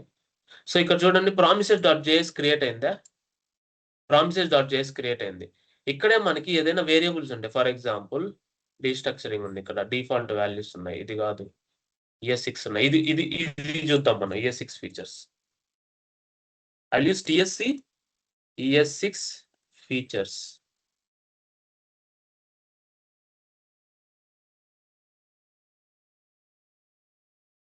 చూడండి, ES6 features.js వచ్చింది. So బేసికల్ గా normal గా create చేస్తే మనకి ఓకే, యాక్చువల్ గా స్ట్రిక్ట్ మోడ్ అని వస్తుంది. ఇలా పెట్టొచ్చు మనం. ఇలా పెట్టినప్పుడు ఏమవుతుంది, నేను చెప్పిన వర్కౌట్ అవుతుంది. ఇప్పుడు మీరు ఏజ్ 28 ఇచ్చారు, మళ్ళీ మీరు ఏజ్ కి మళ్ళీ స్ట్రింగ్ ఇచ్చారు అనుకోండి, లేదంటే అదే కాన్స్టెంట్ వేరియబుల్ మళ్ళీ డిక్లేర్ చేశారు, అవన్నీ స్ట్రిక్ట్ మోడ్ లో it can able to detect those. Strict mode will be helpful for those. And what is the type of difference between type of and instance of? Type of means it will try to get the type of any variable, that might be function or a variable. Instance of means instance of will get the type of an object instance type. Object instance ante adi class type ledante function type. Instance ante object reference type, daniki instance antam. అదే type of బదులు మీరు instance of వాడారు అనుకోండి. ఇప్పుడు for example 1 ఉంది, instance of 1 అని వాడితే రాదు మీకు. అది it's a data type. Only data types మీద వర్క్ అయ్యే వాటి మీద టైప్ ఆఫ్ వాడతాం. బట్ ఇన్స్టెన్స్ టైప్ ఆబ్జెక్ట్స్ మీద వాడేటప్పుడు ఇన్స్టెన్స్ ఆఫ్ అని వాడతాం అనమాట. What it. What is the difference between DIR XML and DIR? DIR XML will get all the properties and elements of HTML in the JavaScript way. DIR means it will just give the HTML properties but not the whole XML. XML అంటే మన HTML tag మొత్తాన్ని ఇస్తుంది DIR XML, కానీ DIR ఇవ్వదు. DIR only JavaScript properties ఇస్తుంది. What is the difference between map and for each loop? Map and for each in the arrays. Map అంటే it will get the whole return value of it as a whole by modifying it, and it is having the return. But for each loop will not return anything. For each loop ఏం return చేయదు, it will just execute it. Got it? What is the difference between map and reduce? Reduce will get as a calculate the whole sum, but map will just return based on the condition, the whole values.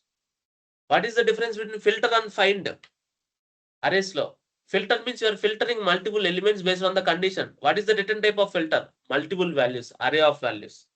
But find, it will find the first occurred element, first satisfied element. Find first value తీసుకొస్తుంది. Filter మాత్రం match అయిన అన్ని values తీసుకొస్తాయి. Are you getting my point? అలా. What is the difference between dot concatenate method and plus operator? Dot concatenate method is a string method which will have the flexibility to give inputs and delimiter as well. Okay, it will be more better for the coding standards, but plus you can use as a concatenation operator on the strings. But for little 1 or 2 cases, it might be better if you want to focus on more coding standards and optimization, then you can go with concatenate method instead of plus. Got it? What is the difference between double equal to and triple equal to? Double equal to will compare only the value. Triple equal to will compare value along with the data type. That is important. ఆ ఒక్క line చెప్పారంటే మీరు okay ఇది చాలా బాగా తెలుసు అనుకుంటారు. What is the difference between for loop and do while? Do while means even though if you don't have anything, even though condition is failed, it will execute once and stop it. Normal loop will execute till the condition satisfied. What is the difference between continue and break keywords? Continue means if condition is not satisfied, you can skip the next lines and execute and go into the another loop by incrementing I. Break means once the condition is satisfied, you are coming out of the loop, then you don't want to execute it later. You don't want to continue it. You want to come out of the loop. Then that is a break. Got it? If you want to have multiple conditions using if condition, then I want to use if, else if another condition, else if another condition, else if nothing is there, the last default one, which is else. That will call as else if ladder. What is the difference between rest operator and spread operator? Rest operator will be helpful if you are using multiple parameters to a function. It might be variable length. Variable length means what? Variable length means it might have 2 values at a time, 3 values at a time, 4 values at a time. We can use 3 dots so that it will be acceptable as an array of input, and we can loop that array and we can try to use it. But spread means we are copying the properties of an object to another object without looping it, directly using 3 dot spread.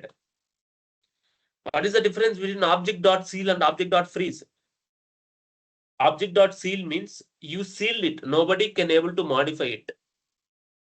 Object.freeze means we can able to use it, but we cannot modify the existing properties. We can able to add the new properties. But seal means you cannot delete and you cannot modify. Freeze means we can able to modify existing, but we cannot delete and add new one. Seal ante పూర్తిగా ఆపేయడం, just use చేసుకోవడం వరకే. Freeze అంటే ఉన్న వాటిని modify చేయొచ్చు, కొత్త వాటిని ఉన్న వాటిని delete చేయలేవు, but కొత్తవి add చేయలేవు. అది freeze. How to check whether it is freeze.sealed? You can check .is frozen of object, .is sealed of object. అదంతా ఉంది అక్కడ. How to check the Wi-Fi connection or internet is on in the JavaScript? You can use navigator.online to check you are online or not. How to check location in the JavaScript website? You can use navigator.getLocation, geolocation.getLocation method, and you can use that coordinates. అది already రాసున్నాం. What is the DOM? DOM is the document object model in JavaScript. Using that, the HTML website is in the tree structure. Parent, children, it's like a tree. ఇలా ఉంటుంది కదా tree. So that is how it is. You can able to do manipulation using DOM manipulation, like get element by ID, get element by class name, get element by tag name, query selector. Now, what is difference between query selector and get element by ID? Query selector means in that query, you can able to send dot class name, hash ID, tag name, everything. But for specifically doing for only tag ID, for specifically doing for only class, for specifically doing for only tag, we can have separate elements like get element by ID, tag name and all. Got it? అలా మనం చెప్పొచ్చు అనమాట. What is the scopes? So what is the difference between arrow function and the normal function? Arrow function will not have any name. It is not hoisted in nature. It is a shorthand operator to shorten the real code. But normal function will be reusable function which is having some name and it will be exported and imported in another files and we can able to reuse it further. Okay. What is immediately invoked function? And what is the real-time example for it? Immediately invoked function means it will be immediately invoked whenever the application is started. How application will start? Who will enter the button? Nobody will do the button action. It will automatically done. Means servers will automatically start. That is kind of immediately invoked function. It will be called immediately after the function declaration. అది immediately invoked function అన్నమాట. అంటే నువ్వు దాన్ని call చేయ అది దాన్ని call చేసుకుంటే వెంటనే.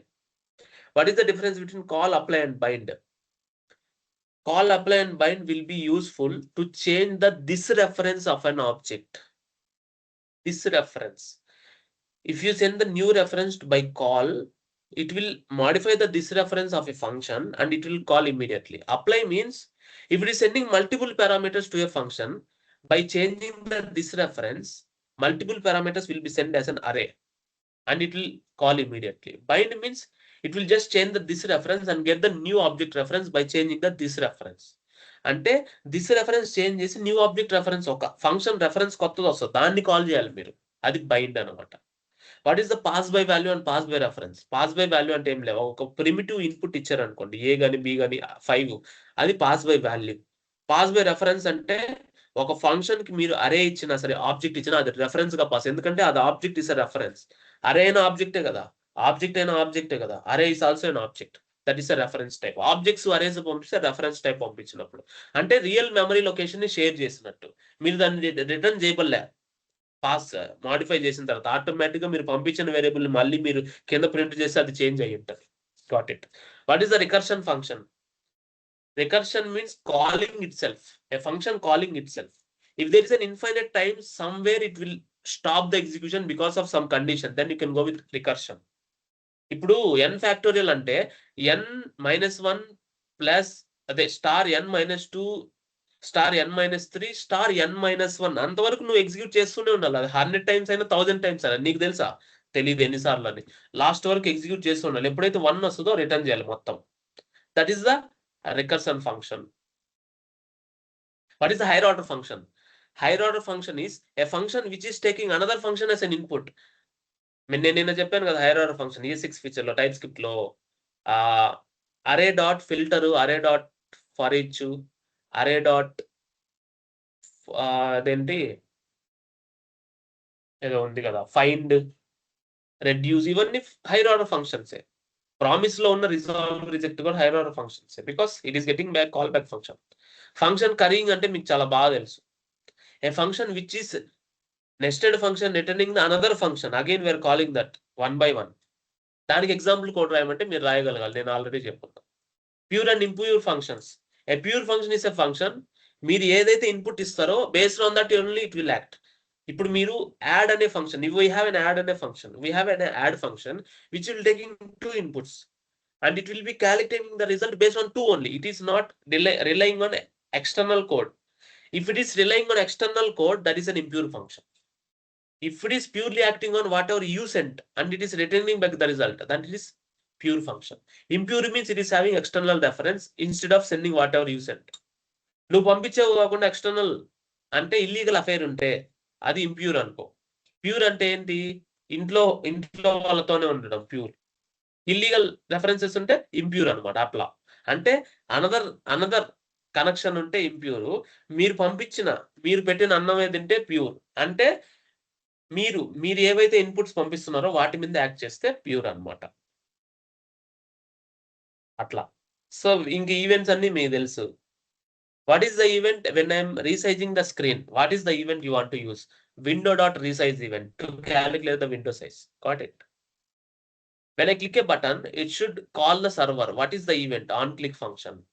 So you want to understand this way. They will ask you this way. You want to understand. ఇవన్నీ తెలుసు. Session storage, local storage differences ఇవన్నీ మీకు తెలుసు obviously. Now, what is the difference between set timeouts and set interval? Set timeout is an asynchronous. Okay, set timeout set interval is also asynchronous, but set timeout will be called after some seconds, because we are setting some time. After some seconds or after setting how much time we set, it will be executed. Set interval means it will be called every interval of some seconds which we declare. ఇప్పుడు నేను 5 seconds is a set interval and means for every 5 seconds it will execute. Okay. What is the difference between heap memory and stack memory?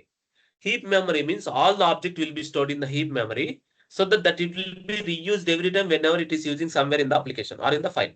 Stack memory means if you call a function, add function, you are sending two inputs, a comma b, means a comma will be stored in the stack memory, means a comma will be deleted whenever the add function is execution is completed.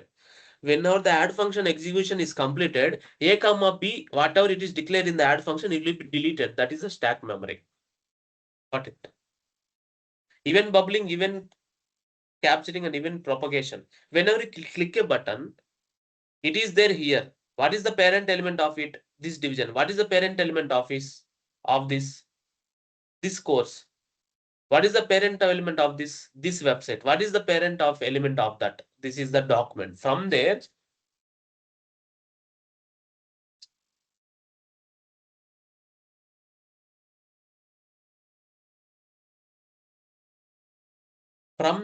it will attach to the JavaScript function, and again it will come back, which is propagation. Even capturing means it will be getting captured back. Bubbling means it will be going from this button to till HTML document and bubble to that particular JavaScript event. And whenever that is captured, it will get back to same button, to the same action. Okay, this is completed. The whole process is propagation. ఇదంతా నేను మీకు ఇచ్చున్నా material లో, ఓకేనా? Diagrams కూడా ఇచ్చున్నా. Call stack, task queue. Call stack will be one of the component in the JavaScript execution engine. So it will help us to execute line by line.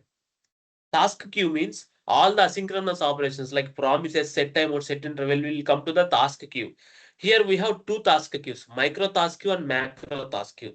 Micro task queue will be stored promises. Macro task queue will be in the set timeout, set interval, clear interval, and everything in the macro task queue. So which is given priority? Promises, which is micro task queue, will be given priority.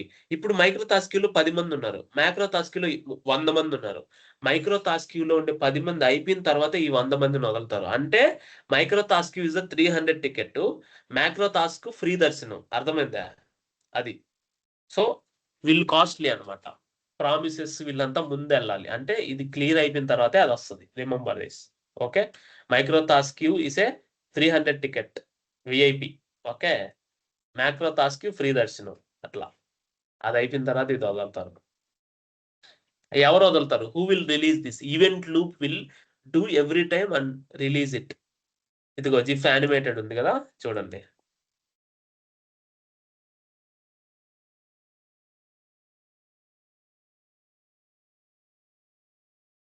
You have this చాలా క్లియర్గా, ప్రశాంతంగా. Got it? Okay, ఇప్పుడు free దర్శనం వదిలేరు, అయిపోయింది, close. Bus ఎక్కేసి వెళ్ళిపోండి ఇంకా. So that is how it is. Okay, నేను మీకు ఇవి ఇచ్చింది కూడా ట్రై చేయండి. టైప్ స్క్రిప్ట్లోకి వస్తే ఇంకా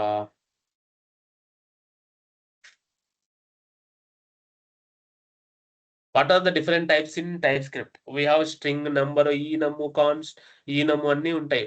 Why we use enum అంటే for the types. For example, if you take payment type, it's static, it will not change. Payment types we have only 3: credit card, debit card, UPI, or net banking. 4. We can declare these 4 types. This will be static every time, so that we will write a name that will be constantly non-changed.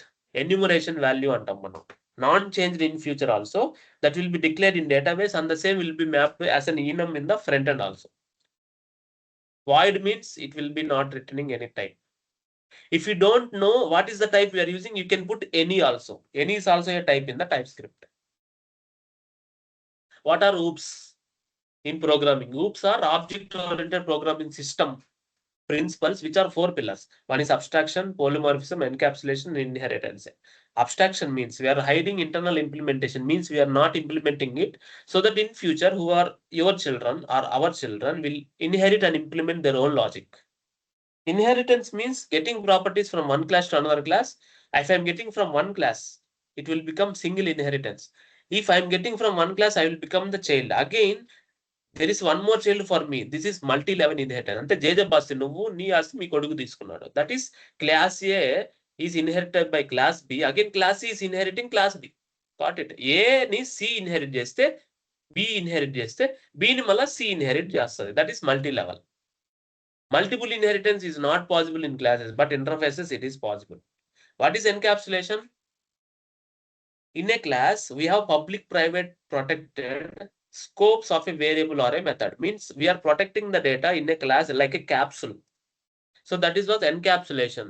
We are protecting the data using this objects, specifiers. Allah. ఇవన్నీ మీకు ఉన్నాయి. What is the constructor? What is the significance? Constructor is used to create the objects for a class. We have parameterized constructor. Parameter means we are sending the parameters while object creation time, so that we can save the space in the next lines to assign the variables of it. What is generics? Generics is very important. Generic means we are creating a class, function, or a variable of a generic type, means type T in the angular braces, means it will be helpful in runtime in upcoming future. Which type we want to use? We want to use the type as a number, string, or we want to use the type as another employee type. Employee type is another class or the type or interface which you created. You want to use the type as like that. It's a custom type. Whatever the type you want to put in runtime, that will be calculated as a generic. ES6 feature లో మీకు అన్ని తెలుసు. Why async and await? Got it.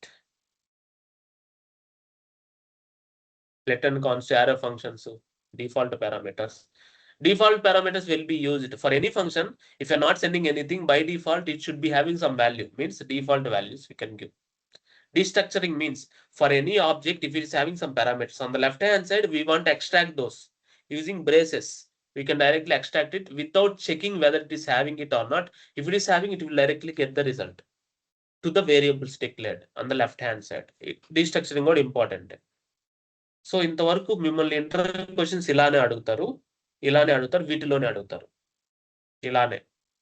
ఇంకేదన్నా miss అయి ఉంటే నేను note చేసి పంపిస్తా, వీటిల్లో అప్డేట్ చేస్తా. ఓకేనా?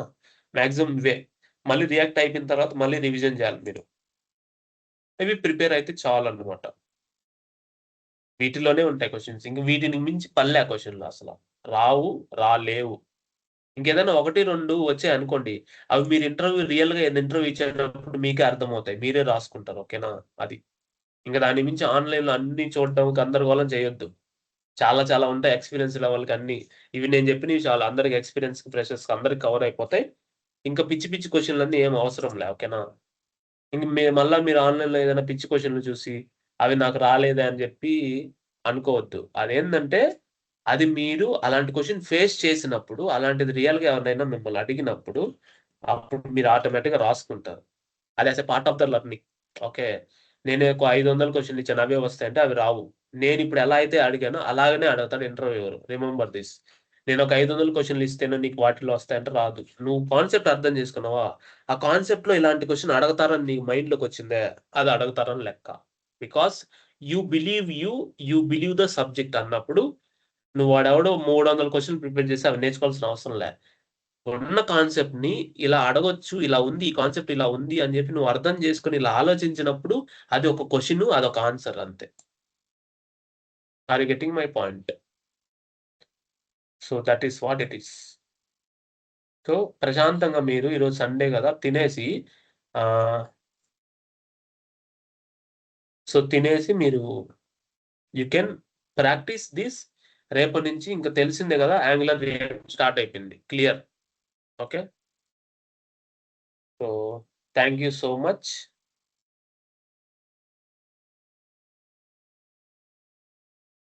సో సుజిత్ ఏమన్నారంటే JavaScript, TypeScript రెండెందుకు? TypeScript will be used in Angular and React also because TypeScript will be having hoops like backend. We should need TypeScript. Okay, because nowadays in React and Angular we are using TypeScript. ఎందుకంటే TypeScript direct గా మనం map చేయొచ్చు. మన back end లో Java కానీ .NET కానీ Python కానీ use చేస్తే ఆ ఆబ్జెక్ట్స్ కానీ దాని డేటా టైప్స్ కానీ ఊప్స్ లాగా మనం బిల్డ్ చేయాలంటే TypeScript అవసరం. ఓకే, అది మీరు రాసే కొద్దీ మీకు అర్థమవుతుంది. ఇప్పుడు కోడింగ్ కన్స్ట్రక్టివ్ గా చెప్పాలి అంటే లాస్ట్ బట్ నాట్ లీస్ట్ ఇది చెప్తా చూడండి. కోడింగ్ కన్స్ట్రక్టివ్ గా చెప్పాలి అంటే నేను ఇప్పుడు ఎక్స్ప్లెయిన్ చేస్తా చూడండి. ఓకేనా? For example let n equal to 4. So మనం ఏమన్నాడంటే వాడు ఇలా ప్రింట్ చేయమన్నాడు నన్ను. సో ఫస్ట్ లైన్ లో ఒక 1 ప్రింట్ చేయమన్నాడు. నెక్స్ట్ లైన్ లో 1 2, నెక్స్ట్ లైన్ లో 1 2 3, నెక్స్ట్ లైన్ లో 1 2 3 4 ఇలా ప్రింట్ చేయమన్నాడు. ఇది నన్ను ప్రింట్ చేయమనేది. సో అప్పుడు మనం దీన్ని ఎలా అర్థం చేసుకోవాలంటే ఫస్ట్ మనకు 4 రోస్ ఉన్నాయి. 1 2 3 4 రోస్, అందువల్ల n4 తీసుకున్నాం. తర్వాత ఎవ్రీ రోలో ఆ రో నెంబర్ ఎంతో అన్ని నెంబర్లు ప్రింట్ చేశాడు. ఫస్ట్ రోలో 1, సెకండ్ రోలో 1 2 అంటే 2 సెకండ్ రో కాబట్టి, థర్డ్ రోలో మళ్ళీ 3 కాలమ్స్ రో నెంబర్ ఎంత 3 కాబట్టి 3 ప్రింట్ చేశాడు. ఫోర్త్ రోలో మళ్ళా 4 కాబట్టి 4 ప్రింట్ చేశాడు. దీన్ని మనం ఎలా రాస్తాం? I took first for let I equal to 0, I less than n I plus plus. మళ్ళీ for let j equal to 1, j less than or equal to I j plus plus. ఇది ఎందుకు తీసుకున్నానో నేను చెప్తా, ఎక్స్ప్లెయిన్ చేస్తా ఇప్పుడు. దానికంటే ముందు నేనేం చేస్తాను, లెట్ రిజల్ట్ ఈక్వల్ టు ఇది ఇలా పెట్టేసి result plus equal to star అని ఇచ్చి, once the printing is completed for everything, star కాదు, result plus equal to j. Then whenever the row is completed నేనేం చేస్తాను, నెక్స్ట్ లైన్కి వెళ్తా. నెక్స్ట్ లైన్ అంటే ఇలా result plus equal to star n. Got it? So now I want to print it. Print చేసిన తర్వాత explain చేస్తా. Result వచ్చిన తర్వాత మనం ఎక్స్ప్లెయిన్ చేయాలి. కన్స్ట్రక్టివ్ వేలో ఎక్స్ప్లెయిన్ ఎలా చేయాలి. ts node coding.ts అయింది కదా, 0 less than n. Right, 1 second. So వచ్చింది. సో ఇప్పుడు ఏంటంటే ప్రాబ్లము చూడండి, దీన్ని నువ్వు ఎలా ఎక్స్ప్లెయిన్ చేయాలి. So what is happening? So I took for loop first. In this for loop I started with 0 or 1 till I less than or equal to n, means I equal to 4, means it will be looping 4 times, means 1 2 3 4 times I am looping. So now I am looping 4 times, that is fine. What is the second inner loop that is doing here is it is taking from 1. 1 means, for example, in the row 1, in row 1 I will be 1 only, means j less than or equal to I means 1 less than or equal to 1 means it will be equal to 1 or less than or equal to 1. It will satisfy. In the second row, in row 2, j will start from 1, means first row will be executed. Again, second row will also execute 1 comma 2. It is the second row. Second row will also execute, means when I equal to 2, when I equal to 2, j equal to 1 and again j plus plus j equal to 2, means it will execute 2 times because I equal to 2, because we are checking j less than or equal to I. Here j will be starting from 1 and again j will go plus plus as 2 and again 2 less than or equal to 2, means it will execute 2 times. Means 2 times I am adding, first time j equal to 1, in the second iteration j equal to 2, means it is adding 1 plus 2, means 1 plus again 2. Now it is added. Again in the third loop, when I equal to 3, in the second loop, j again starts with 1 and j ends with j less than or equal to 3. Now j is actually 3, means it will execute 3 times. First time j equal to 1, second time j equal to 2, third time j equal to 3. Again, whenever it is adding as j plus plus 4, 4 means 4 less than or equal to 3, it will fail. Now it will come back, and again after adding 1, 2, 3, it will come to the next line because slash and will give the next line. Again in the fourth loop, now I equal to 4, j will starts with 1, 2, 3.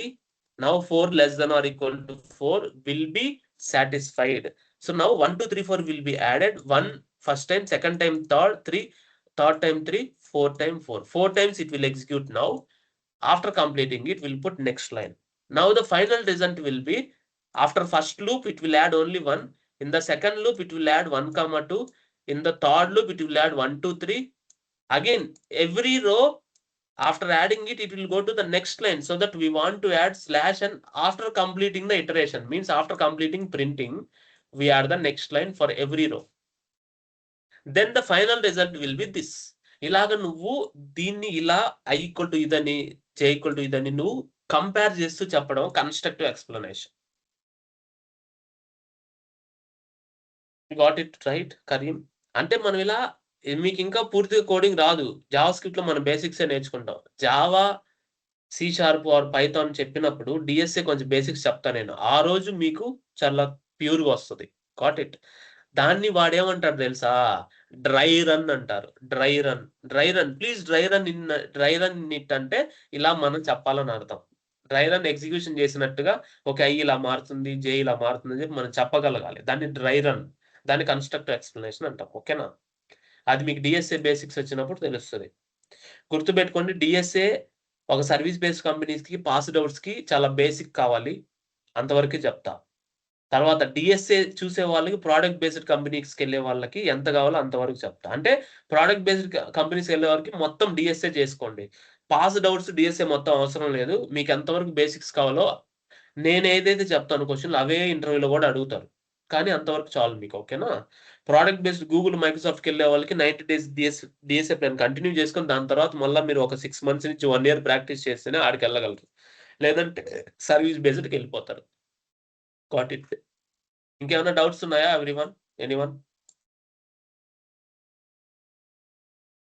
Any doubts guys?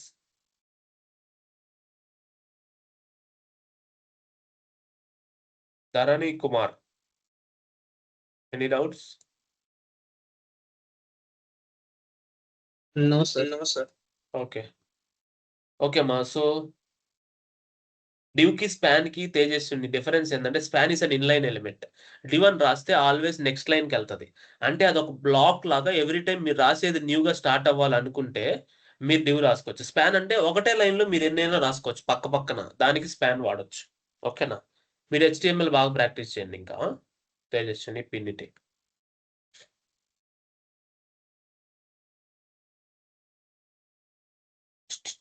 Okay, ఇంకేదైనా doubts లేవు అంటే you can leave the call. So thank you so much for